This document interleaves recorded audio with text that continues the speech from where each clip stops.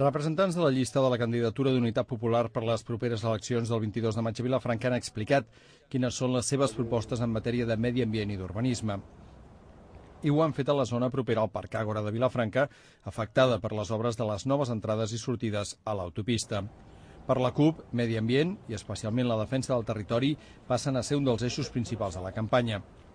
Una de les propostes més importants és la de caminar cap al que anomenen residu zero, fent pedagogia en el consum responsable i de proximitat i donant a conèixer les dificultats de reciclar certs materials.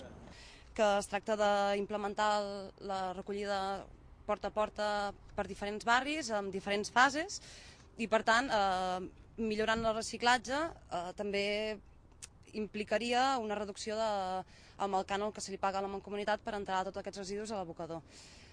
També s'hauria de bonificar les persones que reciclin i que ho facin de bona qualitat, que se'n diu, i per tant de bonificar-les a diferència de la gent que no recicla com és degut. Respecte a la recollida porta a porta, el regidor Xavier Navarro ha volgut desmentir que sigui més cara i també ha assenyalat que la tecnologia actual permet controlar qui fa correctament la separació, afavorint també una rebaixa de l'impost a aquests ciutadans.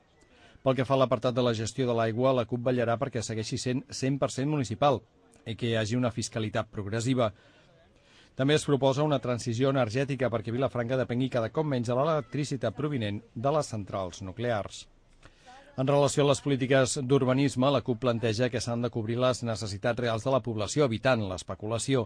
Per aquest motiu es fan dues propostes bàsiques. D'una banda, la realització d'una agenda urbanística que eviti els nous creixements i protegeixi l'espai natural. D'altra banda, també proposen un pla que detalli els equipaments municipals necessaris.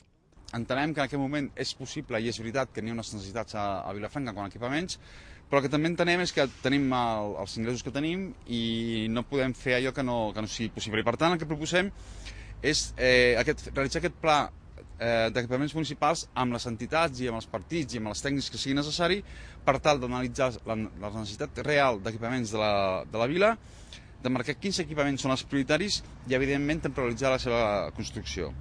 En matèria d'habitatge i davant l'actual context defensen un model que gestioni i ordeni el parc d'habitatges existent amb uns 3.000 pisos buits a Vilafranca i que generi habitatge protegit d'acord amb les conclusions del Pla Local d'Habitatge i amb coherència amb la futura agenda urbanística.